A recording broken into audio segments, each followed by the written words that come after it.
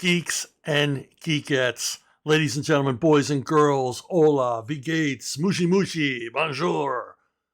Welcome to another edition of Ask Chuck Dixon, where you get to ask me, a world esteemed, world celebrated, just it's party time wherever I go.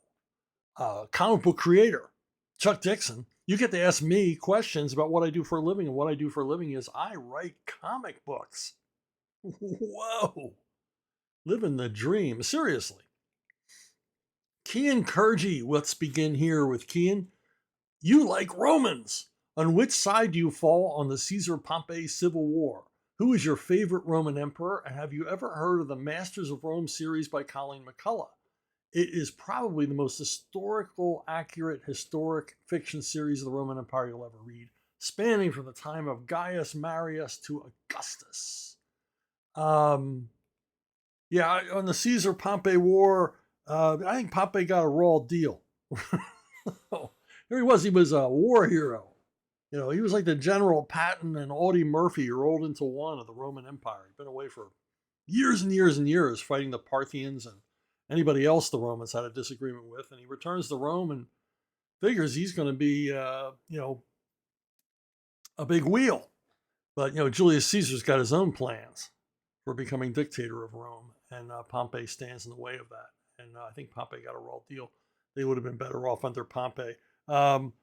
Favorite emperors, favorite is, Augustus, obviously, is fascinating because he ruled for so long and there was so much drama and so much of the iconic wars in the north against the Germans. I mean, that whole era fascinates me, and all of the characters are there, Tiberius and Claudius and Caligula, and all of their stories are fascinating.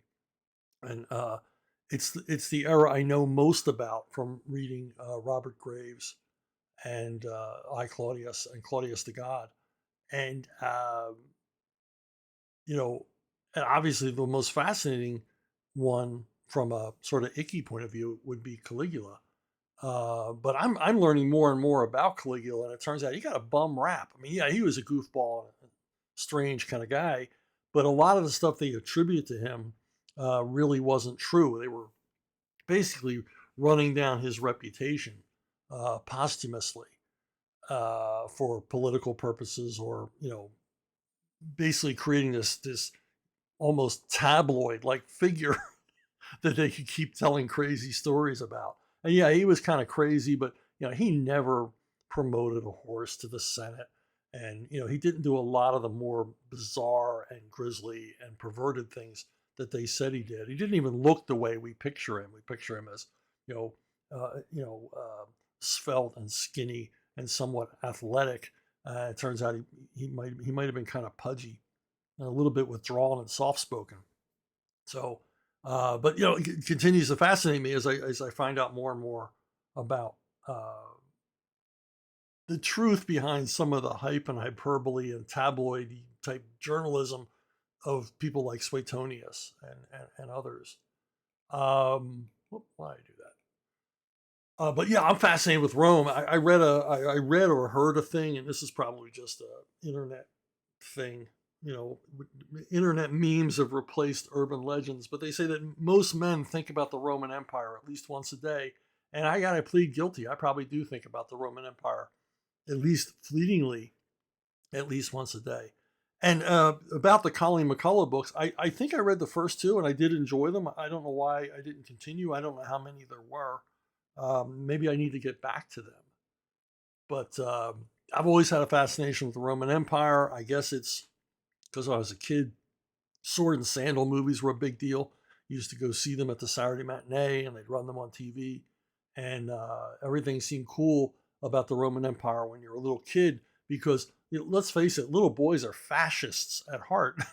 And so the Roman Empire holds a great deal of attraction to them, and me included. Plus, I was really into Roman and Greek mythology in a big way. But it's funny because most boys anyway, were into Roman and Greek mythology when I was a kid. I guess for the same reasons I was. They saw these characters in the sword and sandal movies, and we went to the school library and there were lots of books on mythology. I read the Odyssey, the Iliad. I read about Theseus and Perseus and all those cats, and all of that led me to the classical world, the ancient world, and a fascination with the Roman Empire. Now, you've recommended a book to me. I will recommend the book to you. It's called Eagle in the Snow. It's by Wallace Breem. I picked up a paperback of this when I was in London on a school trip in the 70s, and I just fell into this book. This book fascinated me. It's got a terrific plot line. A general who's kind of politically inconvenient and at the end of his military career is sent to this godforsaken post on the Danube River.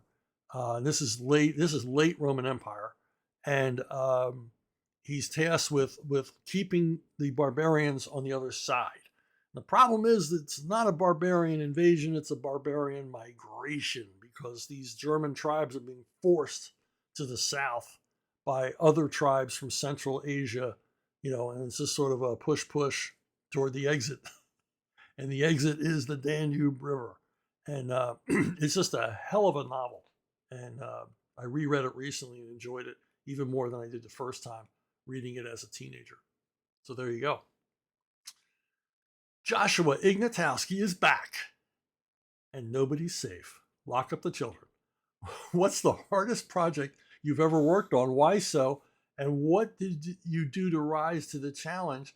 The hardest thing I ever did was adapting Robert Jordan to comics. I did a couple of adaptations of a number of his books. And it's difficult because Robert Jordan's work is not comic book friendly. It's not visually driven friendly. I mean, you may love Robert Jordan, but, you got to admit, not a lot of action interspersed. Even Tolkien threw in action scenes every once in a while, keep things going, keep that pot bubbling, keep, moving that plot forward. Robert Jordan, not so much. Lots of chapters of people talking and talking and talking. And as I always say when I refer to this, I mean, the first book I had to adapt,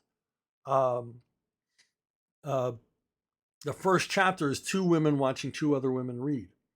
And that's not good comics. It does not make good comics. So what I did, how I rose to the challenge, was whenever a battle was mentioned, maybe they would talk about a battle that happened a generation before, even if it was mentioned fleetingly, I sort of expanded on that and showed a flashback sequence with fighting and chopping and killing for a couple of pages, just to get some action in there. And a lot of it is his action is just people moving from one place to another. Well, that's one panel or two panels.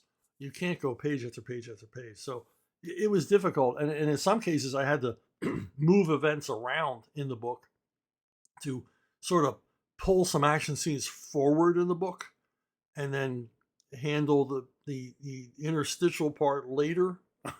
So it was a lot of shifting things around.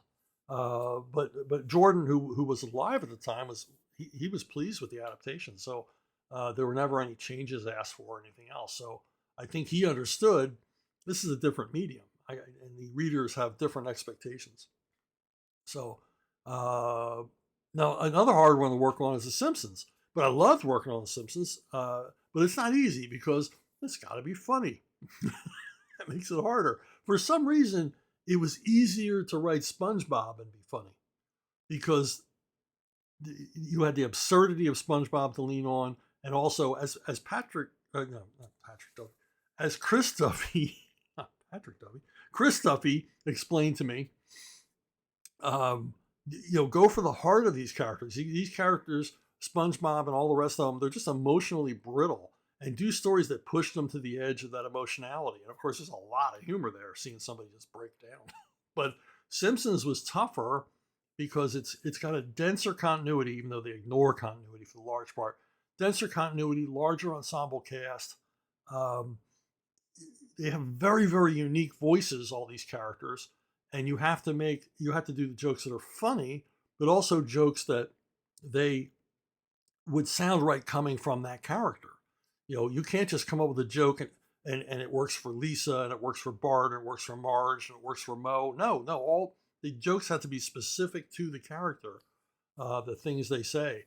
And the most fun I had was writing Homer because I don't think I'm not far off from Homer personality wise, or in the way I think. I mean, Homer says stuff that I think, but I'm not going to say. So, but yeah, the biggest thing with The Simpsons was being funny. Being funny is tough. Drama is so much easier. As they say, comedy is hard. Hey, big surprise for Joshua, a twin spin, another one. He's got a shelf full of twin spins somewhere in his house. Uh, Joshua asks, when writing Snake Eyes character, which tendencies did you find yourself using that allowed you to write him so well, despite the challenge of him not having any dialogue? Yeah, I mean, Snake Eyes, because he doesn't have any dialogue, I just wrote him as like an agent of chaos. I would just put up the most impossible situation imaginable and drop Snake Eyes into it because I knew that's what G.I. Joe fans wanted. They wanted to see Snake Eyes triumph over incredible adversity and often be separated from the rest of the Joes or go on solo missions. It's like it's enough to send Snake. We don't have to send a brigade, just send Snake Eyes. And you know he's going to come out on top, but how is he going to come out on top? And if even just for a few seconds, I can get the reader to maybe doubt Snake Eyes will be triumphant. My job is secured. The hardest part of writing Snake Eyes is how does he communicate with everybody else? Can't see his face, doesn't talk. His body language is only going to carry you so far. I got to imagine Snake Eyes' body language is pretty tight. He's not revealing a lot. He's not waving his hands and shrugging and the rest of it. So I'd have to come up with sequences that where he's communicating, um, but not in the way. My favorite, the one I was patting myself on the back, was when Snake Eyes gets in a one-on-one fight with another bad guy, and I can't remember who that bad guy was. I'm sorry. GI Joe fans will remember, but he got in a knockdown drag out with this guy, and I believe it happened in Cobra's phony Springfield town. If I remember right, it was a fight inside of a drugstore. Anyway, they fight it, and Snake Eyes barely survives. And he's literally being medevaced out, something I thought G.I. Joe fans would find shocking. See Snake Eyes being carried to a medevac copter and taken out. And one of the Joes looks down at Snake Eyes and he knows he's not going to get an answer. And he says, no, Snake Eyes is all beat up. And he says, how many were there? And Snake Eyes holds up one finger. One guy did this to me. And then I have this reaction shot of the Joes, like they can't believe it. Like, what? One guy? Who the hell is this guy? That was, my favorite Snake Eyes scene that I wrote. My favorite Snake Eyes scenes of all time are all, of course, written by Larry Hama. Mr. Hama had, he showed the way on how to write Snake Eyes. Triple spin. But boom, another one for you, Josh. Another win, a hat trick. Joshua asks the uncomfortable question, got any favorite musicals?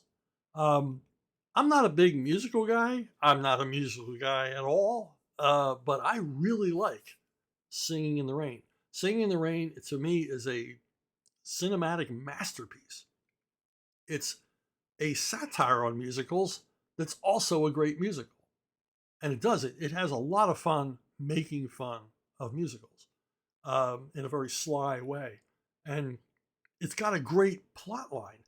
This would have been a great movie without the music, which is the sign of a good movie where, they don't eschew a good story just to entertain you. They had an actual plot line. And what the movie is, if you've never seen it, it's set in the era between the end of the silent era in Hollywood and the beginning of the talkies. And it shows all of these actors, Cary Grant and others, having to now talk on screen and for the first time, and all of the difficulties with sound engineering. And there's some really funny scenes that comes out of that. I mean, it is a musical comedy with an emphasis on comedy. And of course, you got Donald O'Connor and Debbie Reynolds in their first big role, and the energy's there. The dancing is amazing, of course, because it's why am I blanking on the name? It's that guy. Oh God. Anyway, it's weird. I can remember the character's name is Don. Anyway, I'll remember. But it's got some funny stuff. It's got some suspenseful moments, and of course the songs. It's a jukebox musical, what they call jukebox musical today, because they took hits from all these different eras, from basically from the era that it's in, from the 1920s, and instead of writing new music. And in some ways, it's not really a musical because often the songs interrupt the story rather than carry it. And in a good musical comedy, the uh, the story should be carried along by the music scenes, not interrupted by them. And of course, you got the amazing and iconic "Singing in the Rain" sequence, which is just terrific. But everything from the color to the editing to the acting to the humor to the music itself, just absolutely amazing stuff. And it's one I'll watch and rewatch.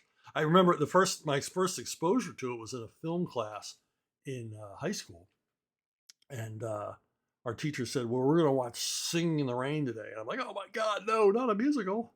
And then I fell in love with it. I really did love it. Now another musical I really like, and it's an MGM, what they do, these minor musicals, shoot them in black and white. They were made for fast play at theaters, um, and they starred, like, at that time, second tier uh, actors. Eleanor Powell, professional dancer. Red Skelton, and this is like the beginning of his career. He's getting second billing here, beginning of his MGM contract. And Ship Ahoy is a favorite of mine because it's a really good Red Skelton comedy at its heart, but it's got a big ensemble cast. And Skelton plays a pulp writer who writes three pulps, so he's overworked, and he's a hypochondriac. He constantly thinks he's sick, and there's these great scenes where he's working with a stenographer, a typist, and someone writing shorthand, and he's dictating three novels at once, and he's jumping from one to the other to the other. And each secretary handles a different character for him, and some of those scenes are really funny. And then you've got Bert Lahr is like his sidekick, his manager, and he's got a lot of terrific scenes, along with Virginia O'Brien, who's a comic actress. If you're not aware of her, my God, she was hysterical. She would have this deadpan delivery. She never smiled. I don't think she ever blinked, and it really works. She's really funny, and she's particularly effective with Bert Lahr. Bert Lahr, he's over the top all over the place. He's just nuts in this movie, and he gets most of the great laugh lines in this movie. And the plot is as simple as can be. It's it's the they're on board a ship, all for contrived reasons. They're all aboard a ship going into the Caribbean, and there are Nazi spies aboard. And there's this whole plot with a classified sea mine and all right. It's just nuts. The plot is insane and crazy, and but I love the I love the movie, and it features Frank Sinatra in his first film role. He's uncredited. That's how early it is. This is a off the set kind of thing. Mickey Rooney is not in the movie, but this is when they were filming this movie. Tommy Dorsey, Frank Sinatra, lead singer. Another thing about this movie is there are two sequences: one with a lawn chair, another one with a magnet, a suitcase with a magnet in it.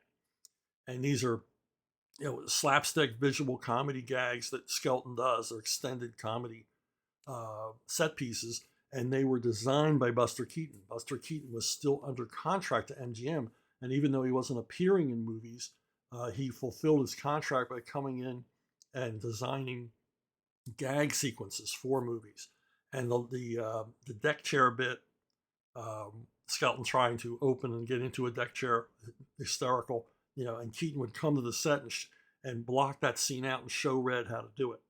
And then the magnet scene is funny one too, but it's a favorite.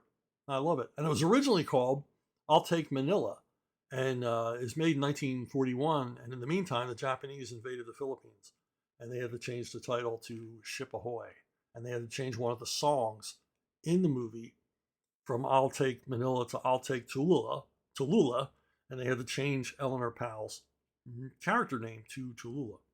So there's boy, you know way more about this movie than you ever needed to know. But if you ever get a chance to check it out, it is worthwhile. It's my wife and I love this movie.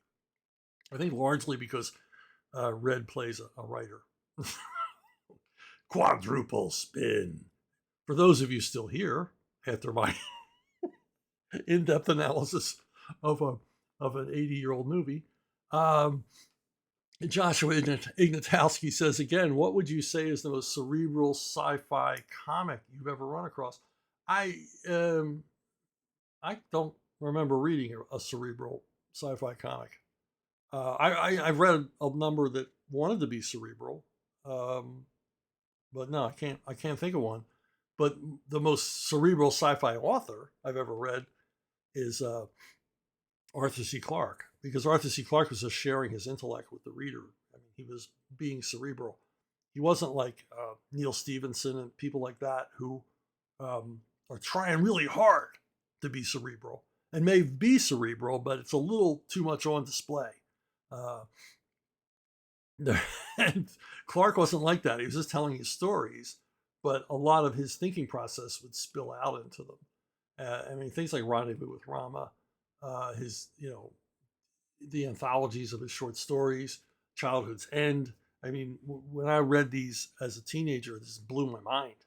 And really sort of expands your thinking, gets your imagination working. I mean, that's cerebral, right?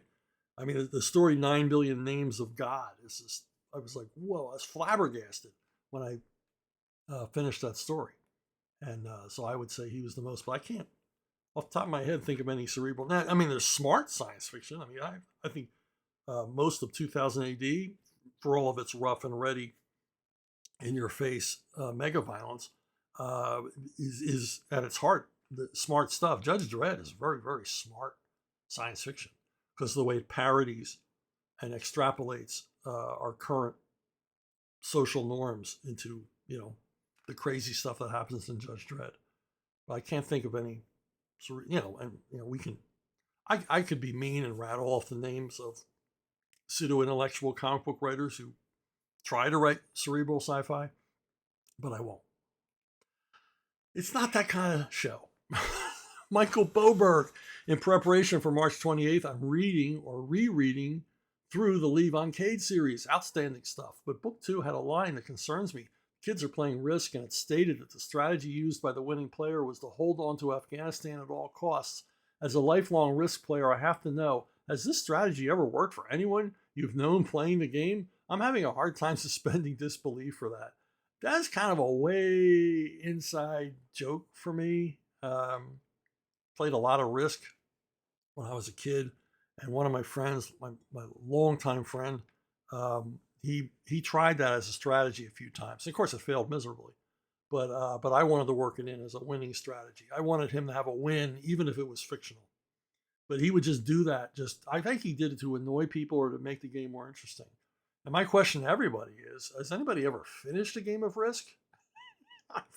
I can't remember a game of Risk I've ever finished. Everybody would just get tired. Just go, okay, you win. I don't care. And walk away after hours and hours and hours of moving little figures around the board. And for those of you who don't know what the reference to March 28th is, it's the day that A Working Man, the movie based on Levon's Trade, my first Lee Von Cade novel, that's the day that the movie opens, March 28th. And if you haven't heard of it before, it stars Jason Statham. Sylvester Stallone adapted my novel into a screenplay. And I can't wait. It's going to be fun.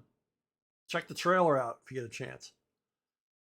Ace Mowick, which trade paperback or hardcover collections of Carl Barks's work would you recommend for comic readers who have not looked at his work before? I think any Barks. I mean, there's not really a place to start. It doesn't matter. It's all good. If you want to go high end, the Fantagraphics hardcover series is hard to beat. I mean, it's just beautifully restored, beautifully printed. Um, these are really nice editions. These are the Carl Barks editions that Carl Barks fans have always dreamed of. And they're on matte paper. I mean, it's just beautiful, beautiful, beautiful, beautiful stuff. But, any Barks is good. I mean, I think the old Gladstone, like European comic album sized volumes, I think you can find them pretty reasonable on eBay. I mean, I don't know. I haven't checked.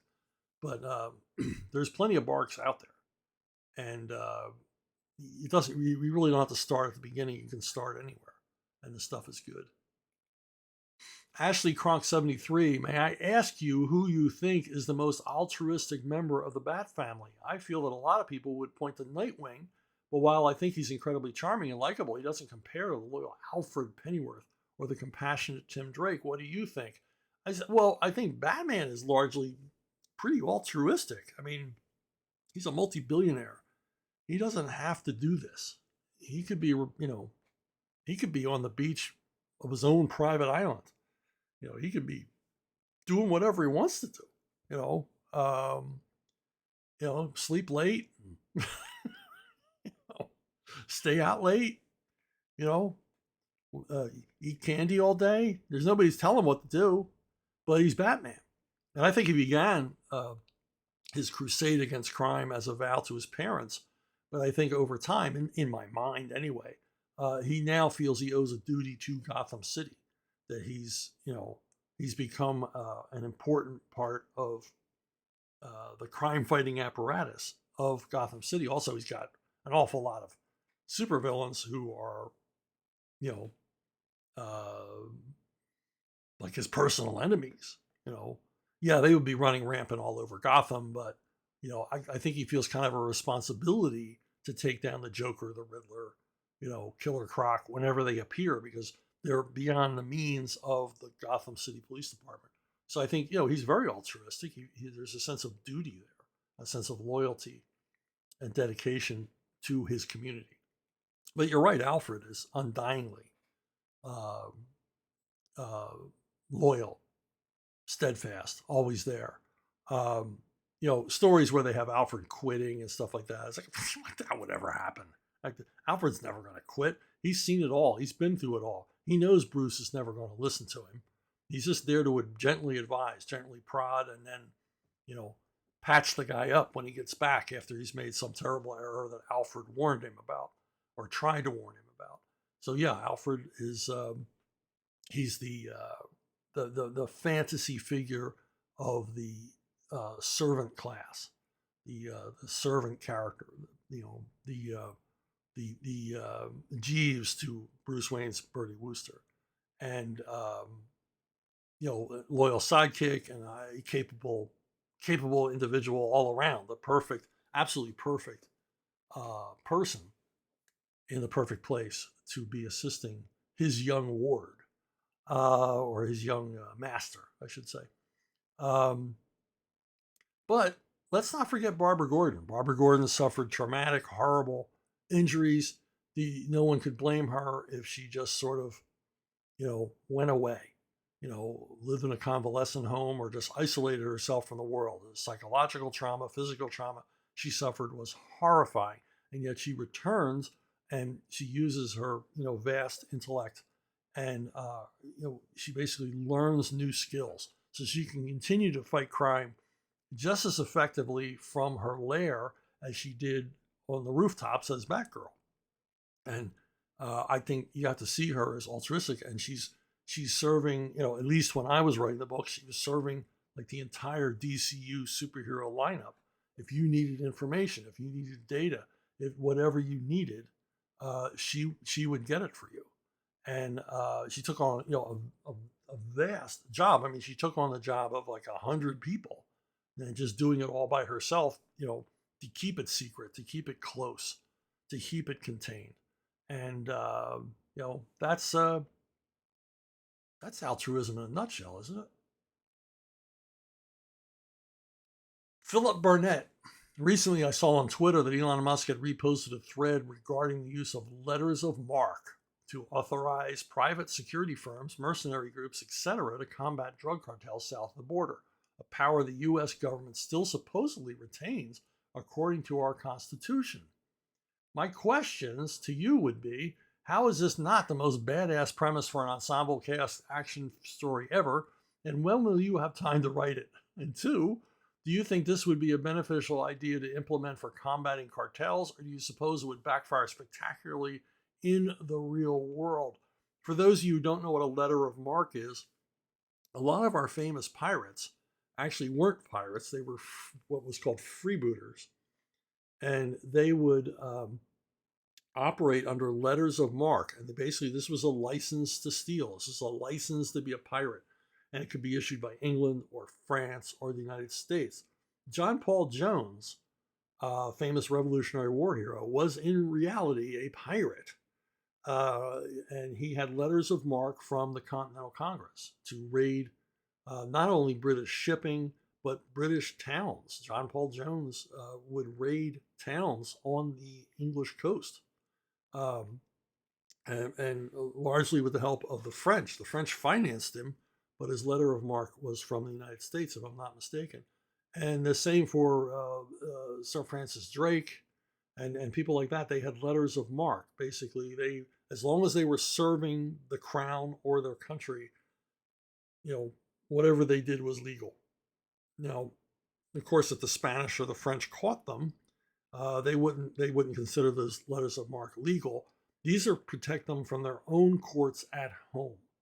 An example of this is the famous Captain Kidd, who most of us only know by his name, had letters of marque from a consortium of New York banks. A bunch of banks invested to buy a ship for Thomas Kidd,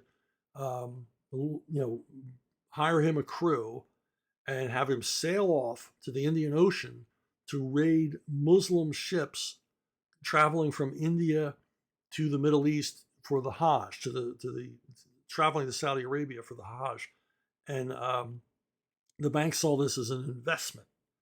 And Kidd's job was to raid that shipping, bring it home, and the banks would pay him off a bonus, and then the banks would keep the lion's share of the profit of gold, silver, silk, whatever it was these ships were carrying. And Thomas Kidd failed at all of this, and when he returned to New York, the banks had him hung because he had violated his contract. He had violated his letters of marque. So it swung both ways. Now, would letters of marque to go after the cartel? First of all, yeah, it would make an awesome movie. But letters of marque today, we've already had that. And Blackwater.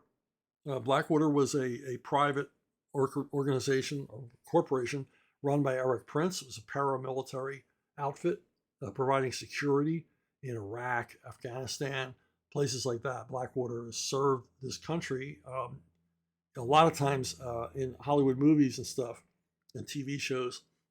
Blackwater is shown as villains or the bad guys or guys that went too far, and they'll have Blackwater under different names, but it's obvious they're talking about Blackwater because a lot of people on the left here in this country, they didn't approve of what Blackwater was doing, and basically, ran them out of their contracts. But it was Blackwater guarding American oil men, in some cases even rescuing American oil men in Iraq. Blackwater going on missions, guarding air bases, guarding roadways, things like that. These guys were heroes. They did a lot of heroic stuff. But because they weren't actual members of the military, they were ripe targets for politicians to go after, to try to shame or embarrass the politicians that they didn't like who were in power.